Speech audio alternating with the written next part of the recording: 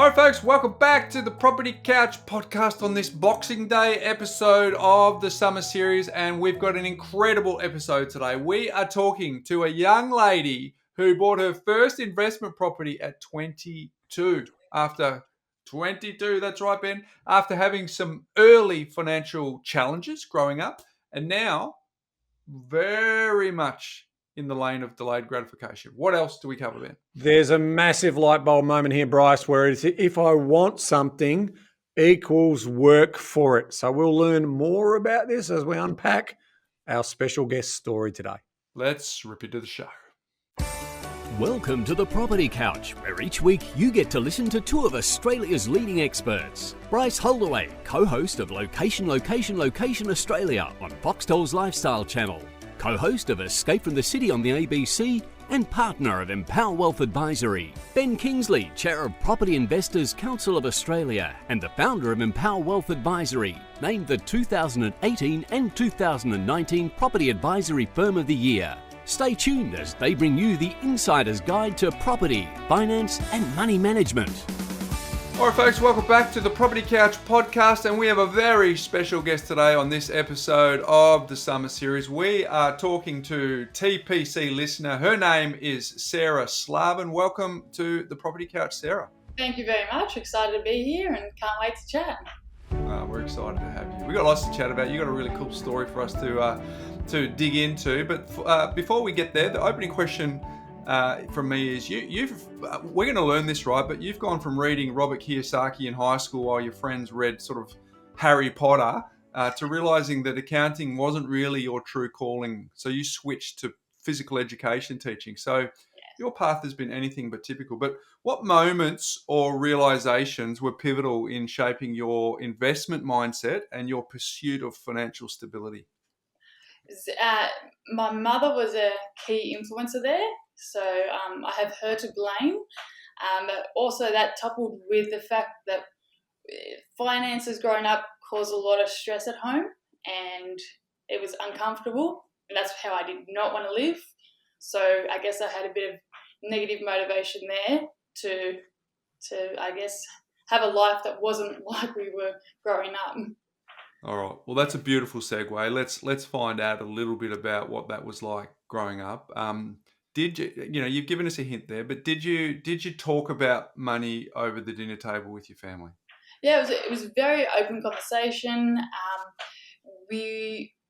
And again, it was driven more so from my mum rather than my dad. She always talked about budgeting. She was a very strict budgeter. Money was always accounted for, and she wanted to instill that onto us, and even the concept of you got to do something for money. It just doesn't fall from the tree. You've got to work for it. You've got to sell something. There has to be something tangible that you're doing to get money. And she was very big on, especially growing up in a Christian house, she was very big on giving back. So when we had given pocket money or any kind of income, we were encouraged that we've got to give 5% or 10% back to whatever that looked like. So I guess. Sarah, sorry, so can we just get a sort of where did you grow up? What sort of part of Australia were you growing up in? In Maitland, Hunter Valley. So. Okay, Hunter Valley area. And in terms of what was the composition of the household? Mum, dad, siblings? Yep. So dad full-time work, mum stay-at-home mum, little bit of bookkeeping on the side, and an older brother who very close in age, and a younger sister. Again, we're all very so 3 kids, all close in age. 3 kids. Yeah. And where do you think your mum's sense of strong budgeting and control of money come from? I think it came from a lack. There just wasn't enough coming in to really not watch every cent. So she had to have a finger on the pulse there all the time to make sure that we had enough to put meals on the table at the end of each fortnight, kind of thing. So money was clearly tight. And you mentioned a little bit earlier it caused a fair bit of stress and concern. How did that resonate in terms of behaviours, and were there arguments, or were there just frustrations, or was it just pushed under the table, and just sort of, it was always this sort of known but not talked about story? Yeah, I guess more to the later there. There wasn't huge arguments. It was just always this sense of we can't afford, we can't afford it, we can't afford it, we can't afford it. And when things went wrong, like, I don't know, the water heater broke or something like that, like the heightened level of stress that you can feel without it being overtly spoken about, I guess. But yeah. And how did your dad respond to that? Like obviously, if your mum's working part time, but obviously raising the kids, and he's out working full time, did he feel stressed about that? Like, did it show up in his behaviours and how he spoke to you? And did he have fluctuating behaviours around that as well? Like, did he flip a lid every now and then because he was sort of had this pressure on him, or was he more reserved and sort of took himself away and dealt with it privately? I guess he could have been. It could have been a balance of those two, because there's definitely times where you're short fused, and as kids you don't know what pressures or stresses are happening. You just know that, oh, that come out of nowhere, or like, I don't usually get in this much trouble, kind of thing. But there were other times where definitely it was like solitude, and having a time away from the family, almost like I'll see you in a couple of hours, like, to let some steam off. For sure, there was moments like that as well. Wow. Sarah, what were the bits that you've given us some indication there, but what were the bits that you specifically are modelling to be trying to avoid now? Like, what was it that you observed? You talked about an energy. You talked about some short. Was there anything in particular that you're modelling to be the other end of the spectrum now? I guess I do not want to be controlled by money, and that's how I felt my parents were controlled in such a negative way, and I never want that to rule my life. Yeah, it's a part of all our lives, but it doesn't define who we are as a family. Like my family now, it's a key, it's a tool that we use to supplement the way that we want to live, and I definitely don't want that negative control. That's the biggest thing. Besides that overarching just worry, fear, do we have enough to last the fortnight? Yeah, I mean that's the stresses. It's one of the three most powerful stresses in a household is financial concern. And so, if I can go back, did your parents own the property? Were they renting? Do you know the sort of? Yeah, they owned. They had a. Okay, so they were paying off the mortgage, Yeah, as well as raising three kids. yeah. And that's difficult on any single salary at any time in history, in terms of that being able to occur. Yeah. Did you ever, as you've grown up and become more mature, have you ever circled back to your parents, and do they talk about those times, or have they ever mentioned that, in hindsight they would have done something differently, or, is any sort of conversation around money management come up in recent times? No, my mother has since passed. Okay. Passed away a few years ago, but I can't remember even before then. Like, I don't remember circling back to those sort of early days of the stress and that. I guess it was also always like Mum had her plan to provide for her family as best she could, and I guess I always thought she was a bit of a hero for doing what she could do, and haven't gone back. Never thought to really ask that too much. Yeah. Sarah, can I sort of just dig in, and if this is too sensitive, then please we'll step away from it. But before your mother's passing, did she ever mention anything about changing anything, or was she sort of grateful, or that she's had a fortunate life, or any of that sort of conversation with her? No, she had no regrets.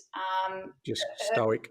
yeah, Got on with it. just her motto was, "I want to live till I die," and she definitely did that.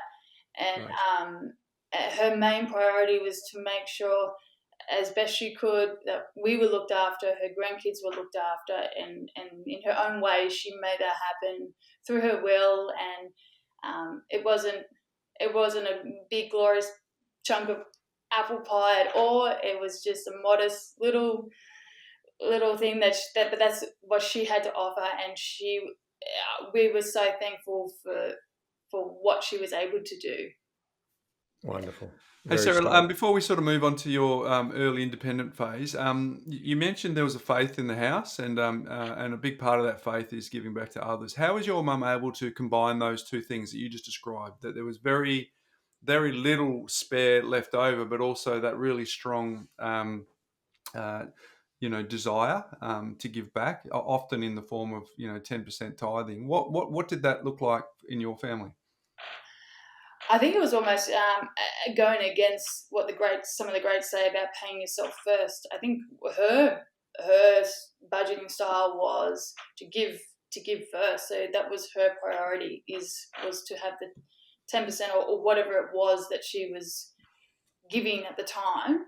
That was her priority. That was the non-negotiable, and for her, that was the foundation of her finances. And if she had that value, that moral right, and I guess that's maybe her way of trying to not be controlled by finances. Yeah. So I know that was the priority, and the rest of the bucket was then divvied out. Yeah, that's commitment, remarkable commitment to her faith. So, well done. Hey, okay, so these are some of your formative conversations and experiences. So let's fast forward to your independence. You've left home. What happens when you're now independently in control of your own money, based on what you've observed, and what influenced the decisions you made in your first steps in independence? By the time I was moving out of home, it was my mum, my sister, and I in the house. So my parents had split up, and it was us three girls. My brother had moved out, and I went straight from that life, which the three of us, my mum, sister, and I, we were all supporting and running the house. Not quite equally, but it was definitely, heavily my mum, and then my sister and I were definitely like paying rent and having meals, helping out with food and things like that. So I went from there, and I moved out when I purchased my first home. So I realised, I was 22 actually when I moved out of home, and it was moving into the house that I purchased in Maitland. So I went instantly into having to pay for mortgage and just running my own show. What were you doing for income at that time, Sarah? I was in my first year of teaching. First year of teaching. Yeah. So you took advantages of any first homeowners grants or concessions, and basically your teacher salary was able to get you into that home. What did you pay for that place in Maitland? 230,000. 230,000. Wow. In roughly what time was this? 2008. 2008. All right. Yeah. Okay. That gives us a good idea. And when your father left, or what, how did that, before that time where you're basically all sort of self-supporting each other, did that relationship break down, or is that relationship stabilized, or how would you describe that event in terms of how it impacted you on your behaviours around how you wanted your life to be? I guess by the time it happened, it was welcomed. It was like, okay, yes, this is what needs to happen. Yeah. So it was a lot of relief, a lot less stress. I've definitely have always had a very strong, close relationship with my mother. Never really had that with my dad, although always connected through sport. He loved taking us to sport and playing with us in the backyard. That was his connection with us. And I guess as we got older, we just, slowly drift apart. We still connect. We still chat on the phone every now and then. But I guess there's no strong bond there. Right. Not like the bond that we've had with our mum. With your mum. Okay. So give us. You set the scene when you sent some notes into us. You were reading, Robert Kiyosaki, while other ones were reading Harry Potter. Can we dive into that a little bit? Can you tell us, what that looked like for you? The contrast, seeing your friends do this. Did you feel a bit different? Was there anyone that you could talk to? Like, tell us a bit about that part of your life. Yeah, I think it was early high school, as far as I remember, and the first, I guess, financial book I read was The Richest Man in Babylon. And that was because Mum had it on the shelf. And again, I guess I was like, I don't know what to read. I'm bored of whatever it was at the time. Equivalent to Harry Potter type books. And it doesn't interest me. So Mum said, oh, you love finances, things, like, why don't you give this a go? So I read that, and it grew from there. I don't know, I guess those self-help books, I loved learning. I love learning. So that just, I got hooked. I got addicted to it. So I started from there. That's when I read, other greats, Robert Kiyosaki and books like, I remember going to the state library and borrowing books on how to negative gear a property. Like, I was probably 13 or something at the time. Wow. I'm borrowing these books, how to invest in blue chip shares, 0 to 130 properties in 3.5 years, that one. And I can't even remember half of them, but I loved reading them. I didn't feel different. It was just something that I did at night or on weekends in my own time. And I'd go to school, I guess watching my mates spend their money at the canteen while I ate my packed lunch that I packed every morning. I guess that was the only thing that was really different. Otherwise, everything else was same. Gotcha. So you've obviously learned very early that saving and discipline around money and decisions around spending. Did you not feel that sort of peer group pressure about getting the latest sort of fashion items or the latest sort of things? And how did you counterbalance that? Did you get a part-time job or something like that? And did you partake in all of that, or no? Did you just stay laser focused on obviously starting to build some wealth? I would dub myself the queen of delayed gratification. Still to this day, stuff is just, it's not in my desires at all. I think, I guess it stemmed from, and I remember this, I was probably about 8 years old when everyone at school had this, well, not everyone, but a lot of people had this particular Barbie doll, Vicky the Safari Barbie doll. That's all I wanted. And I asked my parents, and my mum was like, well, no, it's not your birthday, it's like Christmas, so you're gonna have to find a way to buy it yourself. And it was $20, and I had to save and clean cars and mow the lawn, do whatever I could. I even found money on the road, and I kept saving. And then $20 went to the newsagents, because that's where they sold them, and bought my first doll. And I guess that was the realization that if you want something, you have to work for it. So, and I've always worked. I started my first official PAYG job when I was 14. I just turned 14. I was working at Hungry Jack's. But before that, I was babysitting a couple afternoons a week. And before that, I was through my mum's friends. I was ironing. I was doing baskets of ironing for people and washing cars, things like that. Just weekend cashies. But doing that and realizing, okay, well, if I wanted to buy something, if I wanted to even spend money at the canteen, okay, well, that I always had this, I'd relate it back to hours of work. Oh, well, that would take me half a load of ironing to do that, or it would take me 2 afternoons of babysitting. Do I really want it? Is it still that valuable? Even clothing, I wouldn't see things in dollar value. I'd see them in hour value. Wow, that's incredible. That's actually a wonderful life hack for anyone that's listening. That's easy to say, but harder to do. But it's kind of really grounds the plane on do you really want it? And I think that that's quite incredible. So, what is the delayed gratification that you are currently? Because you've told us there's a property. We're going to sort of move through the other ones that you've purchased shortly, but what is it that because you do have this wonderful delayed gratification gene ability, whatever we want to call it. What is it that you've got your eyes fixed on around the corner? What's at the top of the mountain for you? What are you working towards now?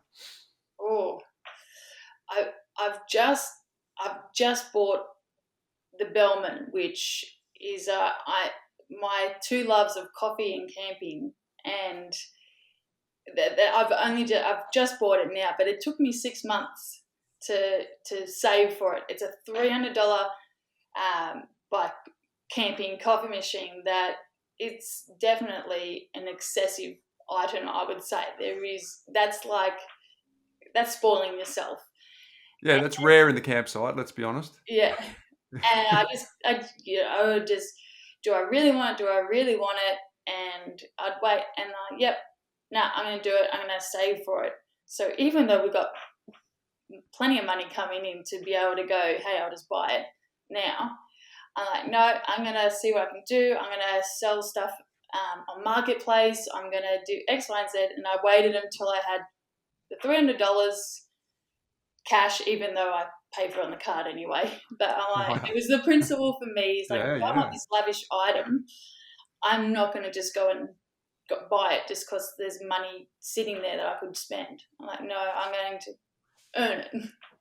That's going to serve you. That's going to serve you really well. That $20 Barbie story really is manifesting out through life. One of the, I guess, the things for you to focus on is if we zoom out a little further and we go, okay, what's the North Star that you're chasing now that you're investing in property?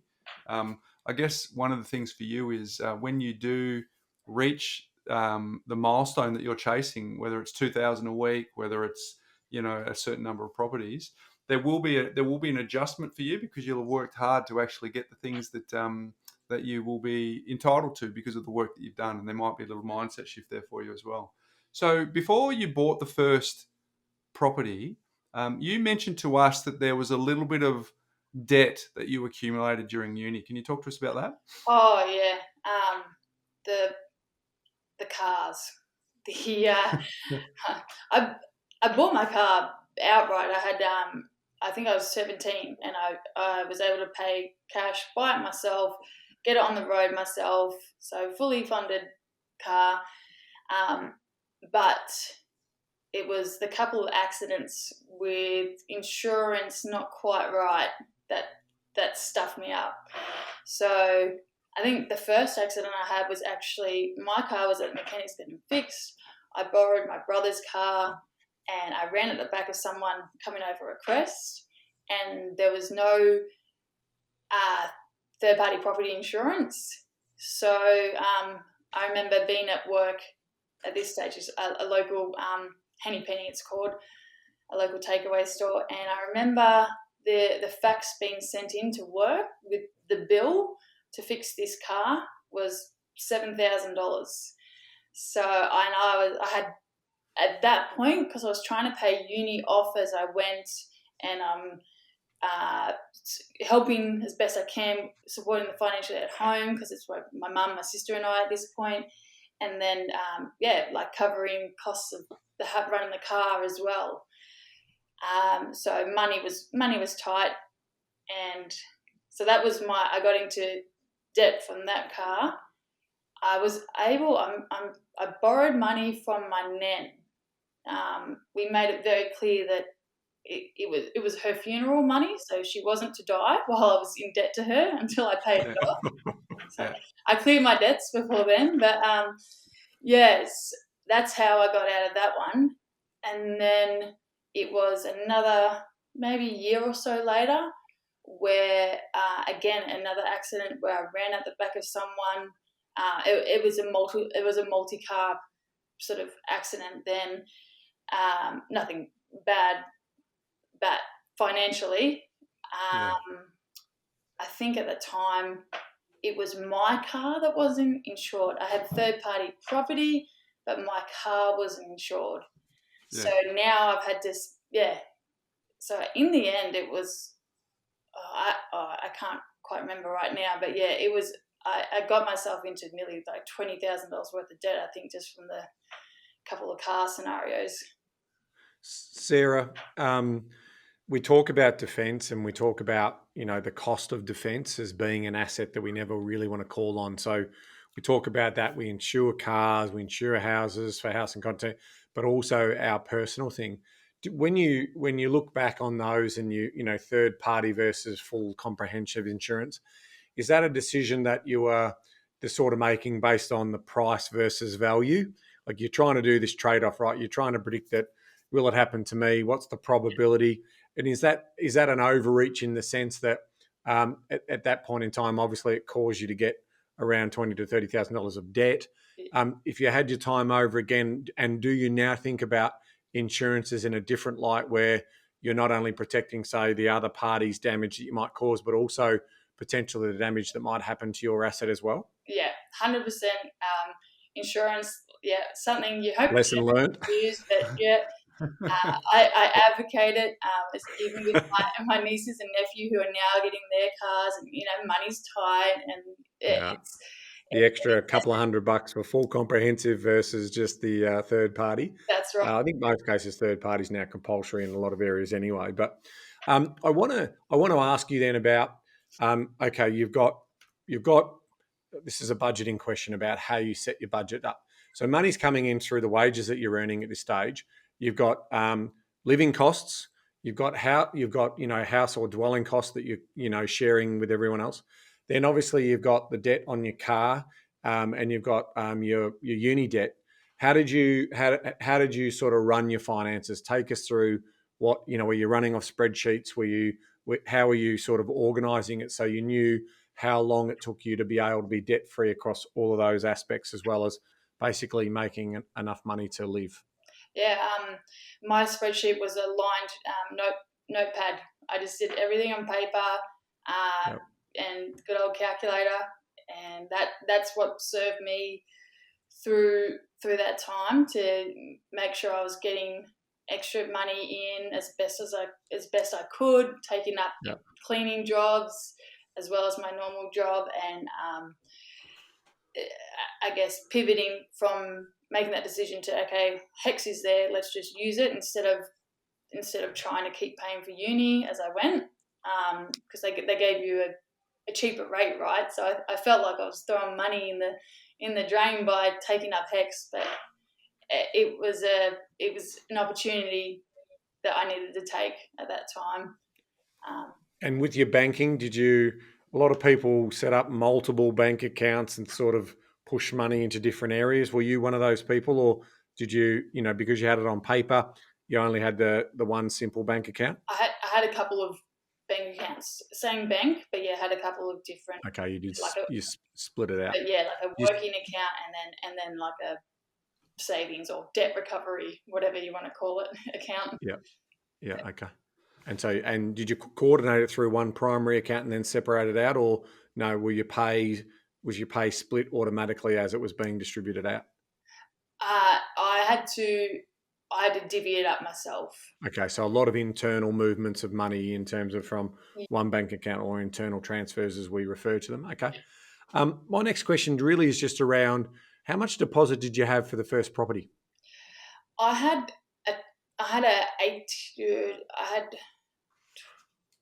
evaded paying the mortgage insurance, so I had a 20% deposit.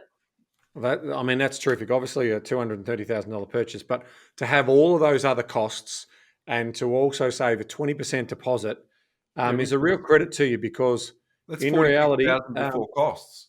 Yeah, it obviously means that you've actually been quite disciplined. So that would have said to me that even at the time, I mean, wages are relative back then as well. Was there a lot of discretionary spending? Was there a lot of lifestyle and living, or was it all eye on the prize? Eye on the prize. That was my goal. I wanted, if for some reason it was just in me, I didn't want to move out and start renting. I just saw that as dead money. So for me, my pathway was always going to be to buy a house, and I must have paid off the debt that I got myself into by like late third year or my last year in uni.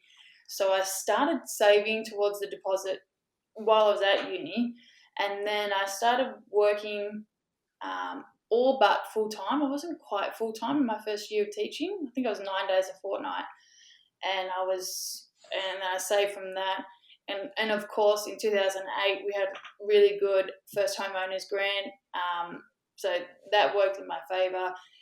And it was when I was negotiating with the real estate about payments and prices, I had a pre-approval up to, I think it was 235,000, but the house was what? Oh no, it must have been 230. I bought it for. So I must have had approval 225,000 was my pre-approval, and when I put on the offer for 230, because I was going through a conservative bank, Teachers Mutual Bank, they weren't exactly happy with me at that point, but I said, don't worry, I can get the money. And my mum had 5K put aside from when my nan passed away. She had 5K for my sister, 5K for my brother, 5K for me. So Mum gave me the 5K so I didn't have to pay the mortgage insurance. And so that's how, and because the bank was conservative, I had to have that 20% deposit. 20% to get the loan. Yeah, wow. And that 5K saved you probably another 50, 60% of what you would have needed to stump up. So this story is starting to build quite beautifully, Sarah. There's a very clear money narrative in the house. You got yourself into a sticky situation at uni and with some car accidents. It sounded like that was a little curse for you at the time. But then you buckled down, paid it off, significant multiple tens of thousands of dollars that you paid off. Still remained resilient and bought this first property. So mind you, in the shadows of the GFC, did that make you wobble at all? No, and I guess getting a mortgage at whatever percent it was, like 7%, I didn't know any different, and I had mum in my ear saying, well, it could be worse, you could be paying 18%. And so I'm like, okay, well, you lived through that, so yeah. It's always humbling when your parents remind you, well, you never did the 17s and the 18s that we did. So what did you do next? You bought this property in Maitland, and for context for those people living around the country, that's inland from Newcastle. Correct. Yeah. What did you do on your second purchase, Sarah? Well, that took me a while. I was very driven to get out of Maitland, and I just wanted to move to the coast, anywhere north of where I was and closer to the beach. So I ended up on the Gold Coast. Yep. And I rented up here for a few years. I moved up here in 2010, and I was renting up here for 3 years before I bought my second property. Yep. So Sarah, did you rent out your existing property? Yeah. Yep. So and that sort of supplemented your rent whilst you're on the Goldie. Yeah. And then ultimately went about saving that deposit for the second home. And you said, I heard you just say it took you a little while. There's a lot of people, Sarah, who, buy one home and never buy again, right? You bought 22 and then you bought your second one at 27. Tell us a little bit about that property.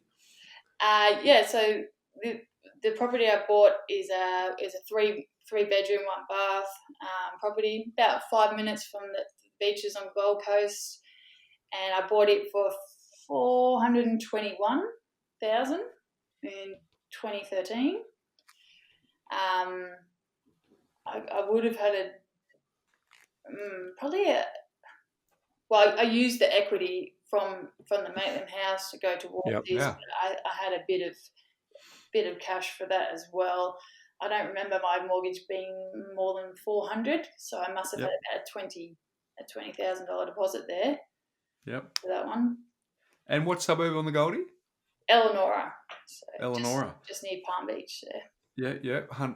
And so, do you still hold that one now? I do. We've had some shifts this year.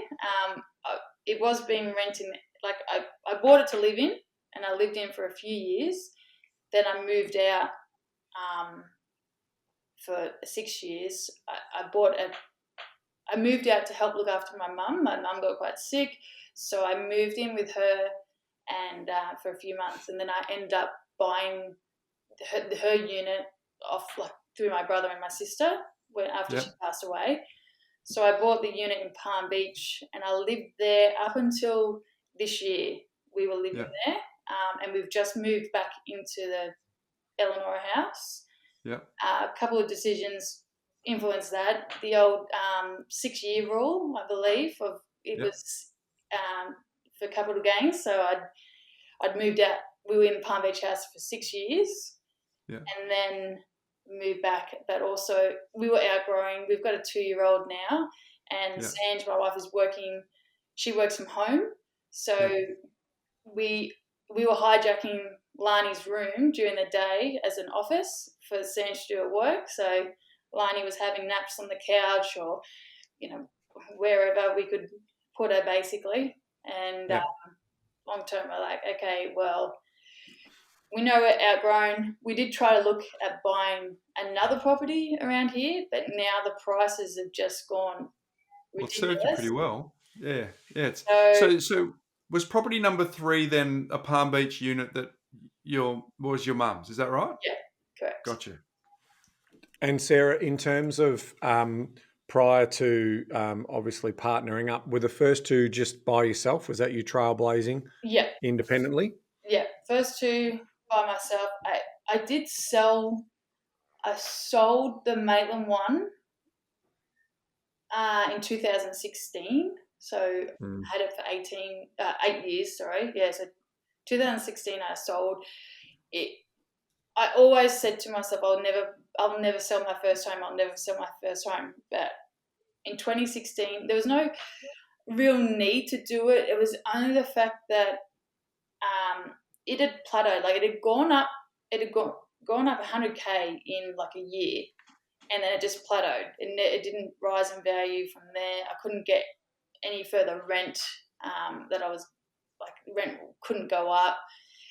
And then sort of the tax rules started to change, so I couldn't claim going to Maitland anymore. I couldn't go and just, sort of save a few jobs and go and sort it out. I'd have to start paying other people to do the simple fix-it jobs. And then it was an old house, and I was just fearful that something was going to happen to it. So I'm like, okay, let's just part ways. So Sarah, what's happened to that property since you had those moments of action? It's now about 650. So okay, so it's gone up probably double from the time that you sold it. Yeah, so it's gone. Yep. In another 8 years, it's doubled. Yeah. So can we give the community a lesson here? Never sell your first home. Some of the best action as an investor that you can ever do is nothing. Is just nothing. Just let time do its thing, and there will be times where property prices will be stagnant. It might be 2 years, might be 3, but ultimately on that 3rd year, it's closest to its next upcycle. And obviously, we didn't know about COVID, and obviously we didn't know about all of the movement and the higher population growth. So we know longer term that these things happen, right? We know longer term that if economic activity continues to grow, value of land will continue to get higher, and then ultimately over time that will continue to see property prices grow. So all of those, but because we sit here in our lives and we want to see things moving, we then start to sort of have dialogues with ourselves about, it's getting a bit old. It's probably going to have a bit of maintenance done to it. Oh, the tax isn't quite working for me. Or actually, now it's actually positively geared and I'm going to be paying some tax. All of those things cloud our long-term judgment, especially if we're in an event where you didn't have to sell it. Do you know what I mean? Like, and we've all got them. We've got. I sold, $12 Nola Court Bundura. Everyone can look it up. I bought that for $120,000. Now probably wouldn't get any change out of it. Maybe almost $900 for that same property. So I've got my $600,000 mistake. That's $700. Then it's going to be $800. Then it's going to be eventually $1 million mistake. So we're trying to teach people not to make those mistakes. So that is thank you for allowing me to just push on that button there. Well, I think it gets a little bit worse too here, Ben. I think it gets a little bit worse because I think there's a story here, Sarah, and you obviously fill in the blanks. But the money that you got from selling the Maitland property, you put it somewhere, and where did you put it, and how did that end up? Well, it just sat in offset account for quite some time. Eventually I was trying to look at, I never spent it. It just sat there, right? So there was absolutely no need for me to sell the house. I shoot myself in the foot because it was the one thing I said, never sell your first home, never sell it. Like I'm never going to sell it. And I don't know. There's some psychology going on, Sarah. You wanted to get out of Maitland. That represented an anchoring in Maitland. There was probably some stuff going on for you outside of financial decisions. But I guess to Ben's point, one of the traits of success in investing is resisting the urge to sell when you most want to. Yeah. So the money's sitting in the account. Yeah, I just sat there and I was looking for a little while, and at this point, because I had the house in Elanora, so I thought, okay, well, I'll look for a unit along the beach. Okay, I'll get a unit on the beach. So again, going against what I knew to also buy, which was land, but thinking lifestyle, like this, I just wanted to be on the beach. So that was just my selfish, not thinking logically with the spreadsheet at all, just thinking lifestyle. So I was looking for a while, and then things started to go south with my mum, and I actually ended up trying to buy the unit above her. So in the same unit block, and I put an offer on. It wasn't on the market, but I just knew this lady was living in Melbourne and she rarely used it. So I got a hold of her. I put an offer on. She didn't like it. She ended up selling it soon after anyway. And then I ended up moving in with mum to help look after her. So I wasn't thinking anything else then. Yeah. And it was probably after I moved in with her, it was probably about 7 months later when she passed away. And it was a known thing because I was the one in the family looking for a property, looking for a unit. And my brother and sister were definitely not in a position, they were not even thinking about buying anyway. So it was a known thing, like mum's like, oh, you're going to buy this, it's going to be in the family. So she was I guess happy about that she could pass on that. And we sort of talked about it openly with my brother and sister before she passed about the fact that I would buy them out. So then at that point, it took about another 6 months for me to rent Elanora out properly. It took about 6 months just for all the paperwork and things to happen with the Palm Beach house. So in the meantime, I was Airbnb-ing the house at Elanora just to get some money there. And while I was living with mum for the 7 months before that, it was just used for family and friends to come. They would come and stay at my house to visit mum, I guess. So it was great for that. I Airbnb'd it a little bit as more work than what it was worth. And then once all the, sort of paperwork, everything got settled, I rented the Eleanor house out properly, which meant now I had still that money from Maitland sitting in the offset account for the Palm Beach house. So now it's, transferred to my principal place of residency. Yeah, beautiful. Good. But did you also spent the money on something? You invested in some shares, is that right?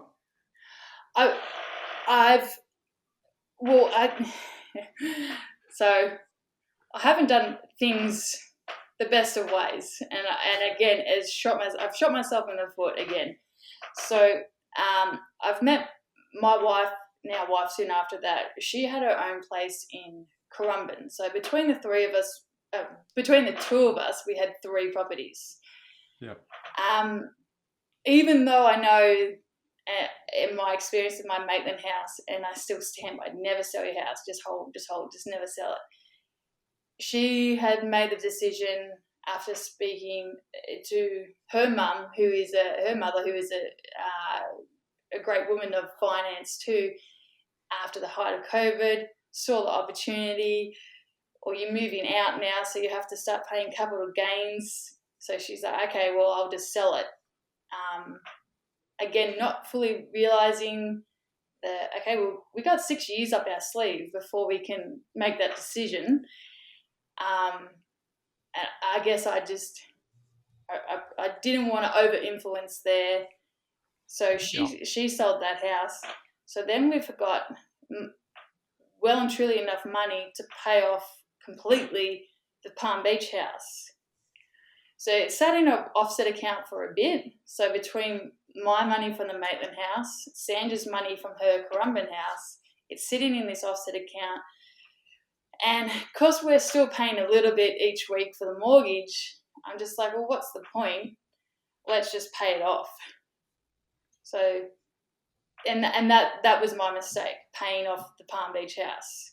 Because now we paid it off, there's no debt on it, but now we don't live there. Now we're back in at Chidlow, into Eleonora house, and we're getting good rent at the Palm Beach house with minimal deductions. And I've tried, like, I've had this accounting kind of thing in the past. I started studying accounting, very grassroots, but I've always been friendly with the ATO website, and I love finding out as much as I can. I've rang many people, asked how we can work it out so that basically I can get a debt on this property that's claimable, but without selling it into Sandra's name and paying for stamp duty all over again. It's just like, bugger. Yeah. Yep. So there's a couple of lessons here, if I can sort of, again, just for everyone who's listening along, the 6-year rule doesn't also mean you have to immediately be back into that property or sell that property in that time. Yeah. All it means is that any capital gain, so you get a valuation done as you're leaving the property, and then if you get a valuation done on the anniversary of the 6th year, that capital gain is then sort of locked in. You could still own the property for another couple of years, and it may not go up in value. It might be a depressed market. It might be, so you could still be renting out that property or whatever, and there might be no more capital gain in the next couple of years. So it still doesn't matter. That 6 years is still locked in. Yeah. So I think that's really important. Everyone thinks that they've got this forced decision that they need to make on the 6 year. No, but we don't know what the future holds. So it's best to obviously roll that time period and then make an assessment in terms of where the market's at and where your situation is at. But the idea of keeping offset balances outside of the loan allows that flexibility, and that's where Sarah, in terms of not knowing or planning for what was going to happen, thought, well, let's just kill off that debt. But then eventually that property becoming an investment property has now meant that the passive income is taxable pretty much from day one against any other income that we're earning currently. Now, in the future, when we get into retirement, that's exactly what we want. We want debt-free properties that are spitting off that income that supplement that with our superannuation to live a very comfortable retirement. That is the motto here. But it also it reminds us in terms of the importance of planning and getting some good advice. So it's great to have, your own knowledge, but you do need to validate that with someone who's playing in this space or who knows sort of what's going on, so you can line up the ducks in the most effective order. That's what the most wealthiest people in the country do. They have effectively family offices, and they have really smart people telling them how they structure, and it should be no different than the typical aspiring Australian who gets to speak to an advisor or something like that and get some planning done around that, whether that's tax advice, whether that's property planning advice, whether that's financial advice around your superannuation. It is important because in some cases there are those challenges or the decisions that are made that we're not just paying for that advice, which in the long term is actually going to be more beneficial for us as part of that story. So I love the fact, Sarah. You're an example of doing 90% of the right things, and being passionate about it and being educated about that as well. But getting a couple of those mentors or people that are in the know that can help you with that sort of journey makes a lot of sense, because again, well-meaning parents who think about cash flow management and think about, well, I'm not going to have that property, so you need to sell it. Yeah. Best to get an independent professional piece of advice on that, because it could be beneficial for you in tens of thousands or hundreds of thousands of dollars into the future. Yeah. Yeah, definitely. So now that's not the end of the story though. You've invested in a property through your super. Is that correct? Yeah. So as soon as we could, that was always a thing.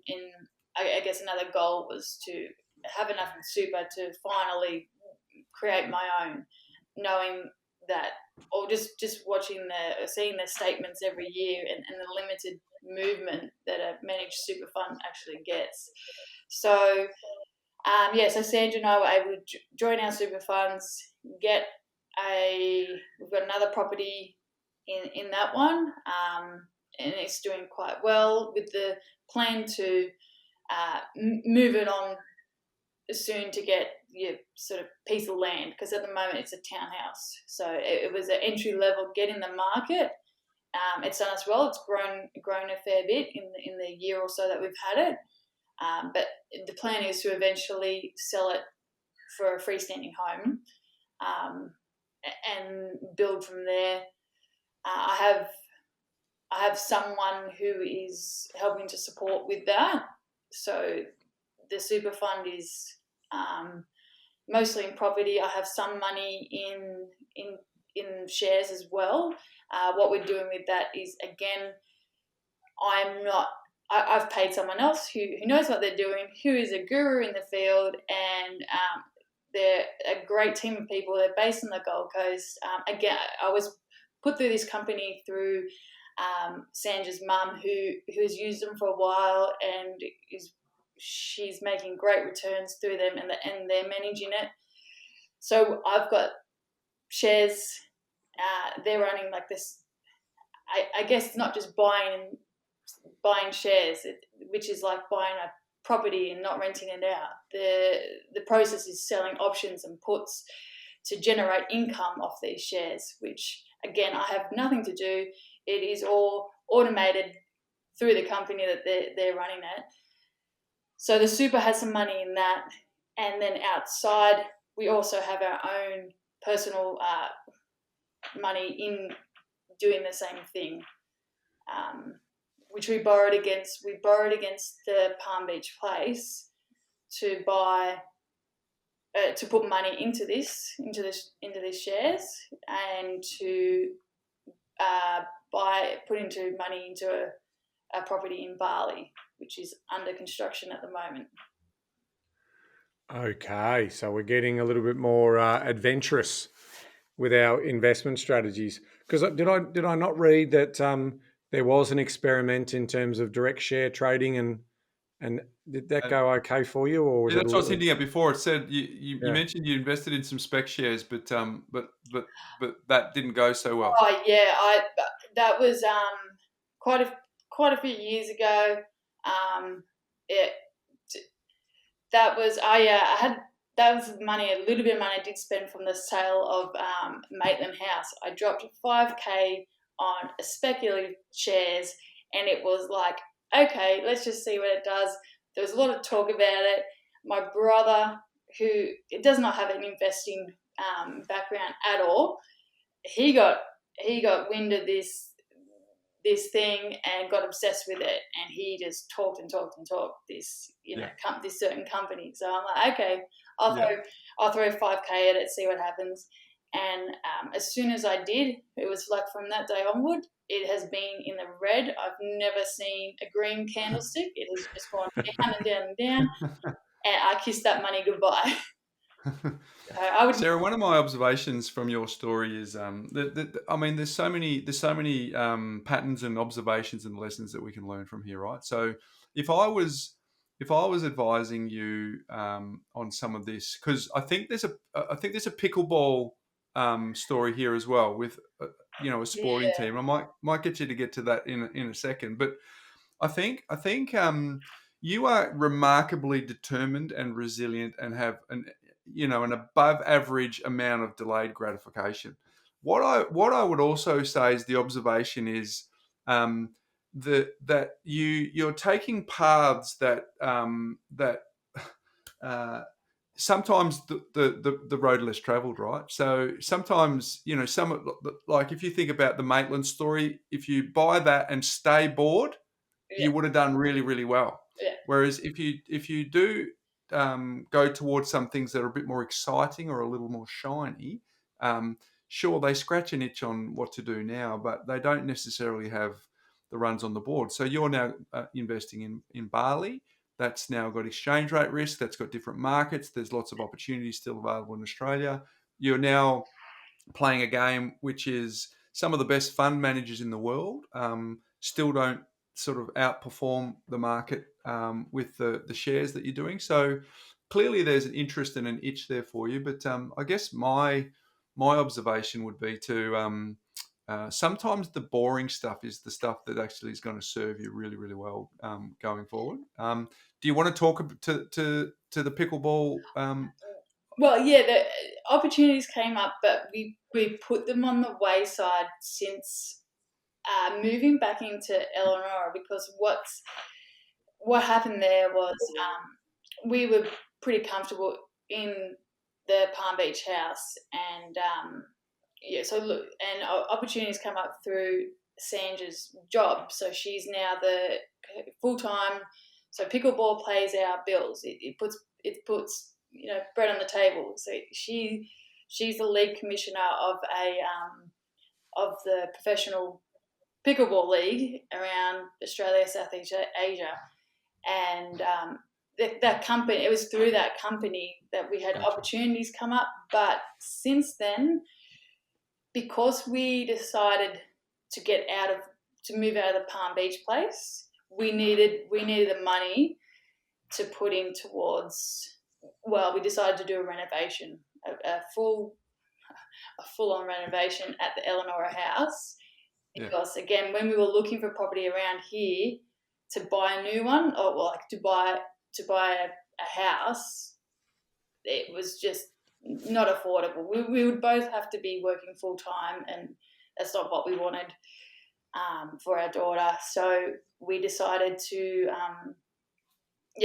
borrow a little bit more against the Eleanor house because it had minimal debt on it, and we've done a full renovation. So we've instead of further investing in that way, we've invested it back into the Eleanor house. And what have you got now? A 4 and 2 or a 5 and 2, or sort of two living zones? A 3-2. It was a 3-1, so now it's a 3-2 with a pool under construction. Oh, nice. Yeah. So, I mean, to Bryce's point and more generally, there's a couple of things that, and I can't speak to your situation, Sarah, because I don't know your full story, but I want to speak to the thoughts here.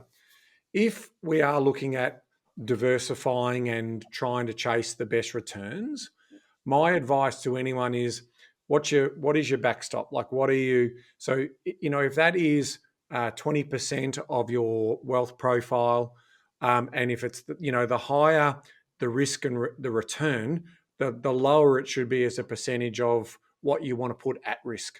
Yeah. Right. So that's so in other words, $5,000 as an experiment, we learned. Now, and again, if that's less than 1% of your net worth, it's okay. It's completely fine generally in terms of doing that. The other thing you did mention about the pickleball, which is also really important, is when you're investing in shares or things that are in other people's control, you are at the whim of the decisions that they make, and ultimately at the whim of the market. And if you're not being able to influence that market, then ultimately that carries greater risk. And we talk about that in terms of productive use, and also margin of safety in the classic Warren Buffett and Benjamin Graham type terms. Now, so what I'm saying about the pickleball story is not knowing much about it, but if your wife is connected and part of the decision-making process, then that's more of a business investment than a passive investment. And so with something like that, then okay, but then to the barley stories and all of those. So I hear some success stories, but I also hear more sort of war wound stories of giving other people money to invest in a syndicate, and they're building properties in exotic locations or whatever that is. Now, the risk profile that you've got in those areas, and make no mistake, Bali has been enjoying a wonderful populated experience from Australians. I mean, it's our favourite destination to go to. It's got political stability at the moment, and it's got sort of rules around foreign investment versus local investment, and there's certain rules and regulate. So you've got to sort of navigate through all of those types of things, and they're always potentially at risk in a country like that where you've got two very, very large religious groups, and also there's a lot of people who don't have a lot. And so ultimately, if they feel like the foreign investment is getting too much, they can potentially pull the rug from under you. So you think you've got a great paper profit, and then all of a sudden a new government comes in and they just change the rules and you're out, right? And you get no money back off the back of that. And my brother loves Bali, goes there all the time, keeps dropping these investment ideas on my doorstep, and I keep saying, yeah, that's true too. But like a Bali bombing or a terrorism event or something, all of those things are less in your control. And so again, if it's a small portion, I'm talking to the community here. This is not advice to you, but I'm talking to them. If there is an opportunity and you are still going to be well and truly comfortable, and this is sort of like a side play and a low risk as part of that, I don't see it being a problem. But in certain cases, in my brother's case at Point, he's got a family home and he's got a small amount of money that's got to fund him through retirement, because unfortunately he lost his wife or fiance years ago. And so he's now, trying to raise 3 boys and doing part of that. And then all of a sudden we're looking at getting, this huge yield that's going to happen over here, and the property prices are going to double or triple. And they might do that. But without that sort of what I call regulatory confirmation and not sort of understanding what the government of the day is going to do, or it does provide some risk there. Yeah. And so again, if you're in a financial position to do something like that, talk to your financial planner and talk about what you're going to do in terms of what happens if this goes bad. And that's what I just keep saying to my brother. What happens if this goes bad? What have you got? You still that's it. You just got your family home now. And now you've got debt against your family home based on this investment. What happens if that goes bad? Well, that's a problem for him. So that's why he never moves forward on it, based on, my conversations with him. But they're the types of important things that anyone needs to know. Crypto, right? I mean, as soon as your cab driver starts talking to you about crypto, what do you know about it? That's when you should be getting out. Like ultimately, that means when it's completely overblown, when your brother doesn't have any experience, because this is the classic story: is anyone can tell a story in retail land, and these retail. Just look at Game Shop, right, as a perfect example. Go and study that story in terms of what happens in that area. So I just keep saying to people, the road to wealth is what you said was hard work and sensible and delayed gratifications. Accelerating that for a portion of your total investment portfolio, big tick, but don't make it everything, is what I'm saying to the community. Don't think, this is not, we don't want to be gambling with money here, people. We want to be investing it sensibly, and often slow, methodical, boring wins the race.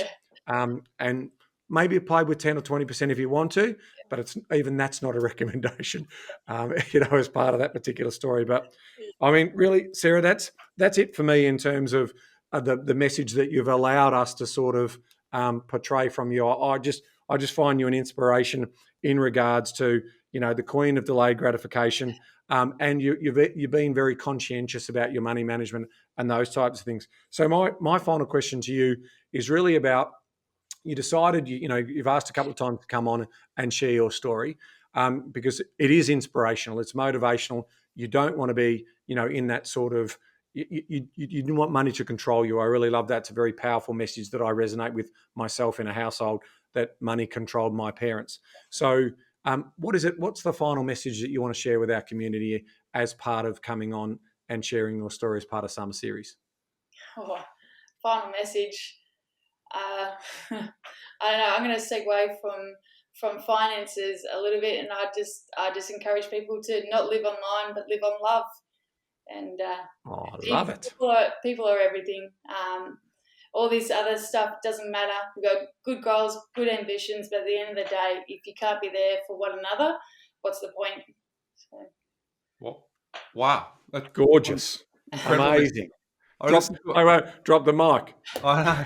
I listened to a podcast. Tim Ferriss was interviewing Jim, I think it was Jim Collins, Good to Great, called him a polymath. And he was talking about how his wife says, life is people. Like, we all sometimes forget, that it's things and assets but life is people. And if you don't have the richness of the people that are around you, you don't have life at all. So, Sarah, I think your message is incredible. Yeah. I think that's beautiful. Beautiful. Super powerful. But look, you've been super transparent. I think your story is a story of motivation and a cautionary tale in parts. But ultimately, you give the impression that you are definitely gonna go for your goals. You're going to hit them, and you're going to do whatever it takes to achieve that. So, thank you for being so transparent, and thank you for sharing your story with everyone. And I guess on behalf of everyone here on the Property Couch, thanks for joining us today. Thanks very much for the opportunity. Thanks, guys. Thanks, Sarah. Brilliant. Wow, that was so fun chatting with Sarah, because she was so willing to be transparent and so willing to say, look, despite the challenging early circumstances which created this unbelievable, and you talked about it in the episode, Ben, but because you could relate to it, but just that awful feeling of money growing up in the household, she just almost repelled from it, to then really chasing down her goals, and then sort of making some interesting decisions along the way, some good ones, some ones that maybe, we obviously queried some of them in that episode, but I couldn't help but wonder in that whole time is sometimes we spend our time, instead of chasing what we want, we spend our life avoiding what we don't want.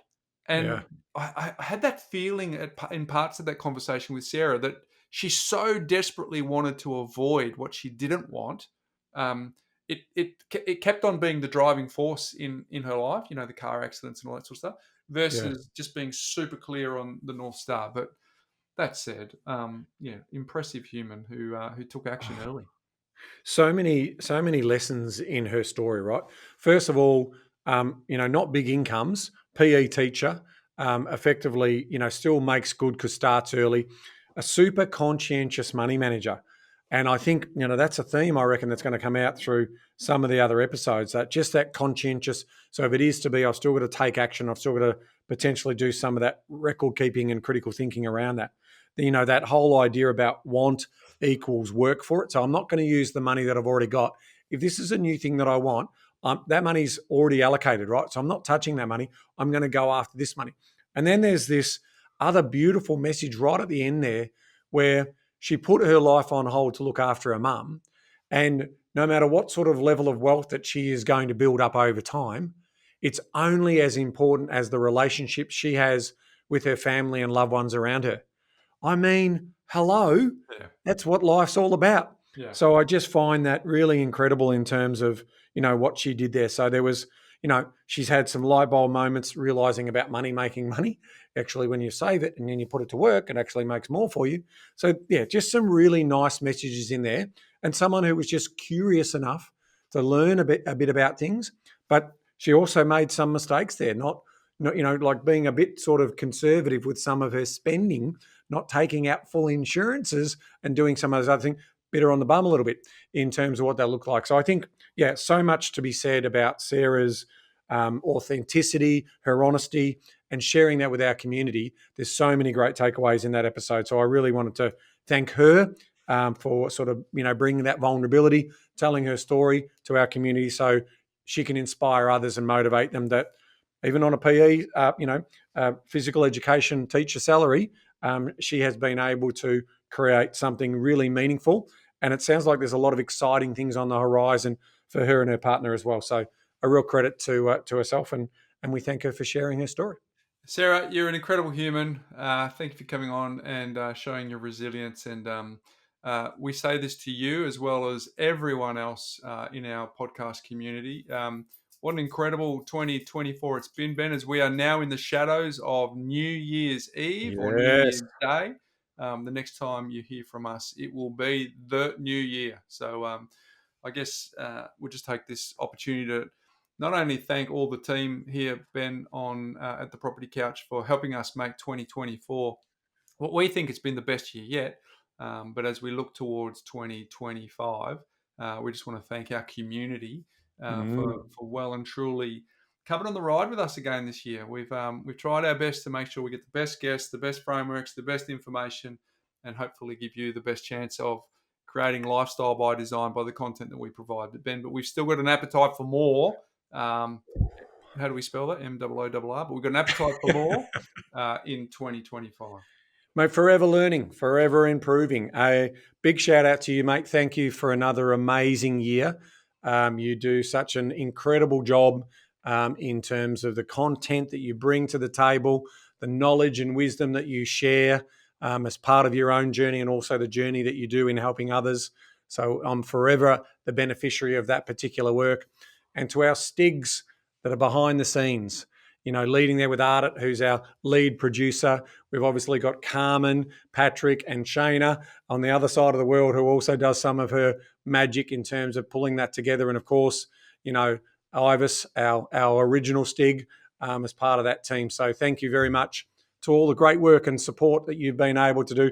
They make us look good, don't they, Bryce, in terms of the way in which they pull all this stuff together. We just get here and basically wax lyric about all sorts of things. Half of it, we don't even know what we're talking about. Only kidding, just making that up.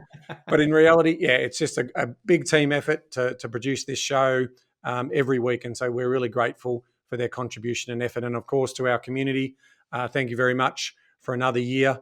Hopefully we've given you some information and some, so to build knowledge. We've hopefully given you some food for thought around mindset.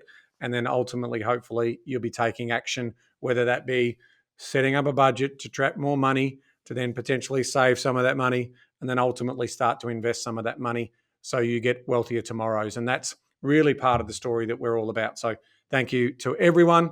And I look forward to starting a new year, which brings new possibilities.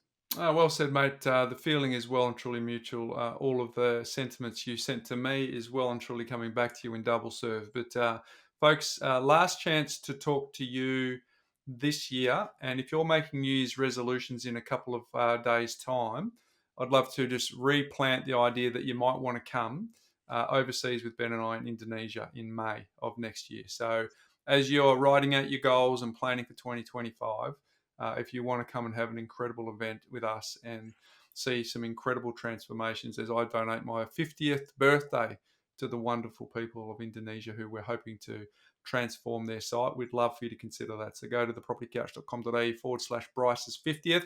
But Ben, mate, what do we say at this point in time? See you next week, but it'll be happy Boxing Day. It'll be a new feeling. Happy Boxing Day, and remember, knowledge is empowering, but only if you act on it, Bryce. See you next week. See you next year, folks.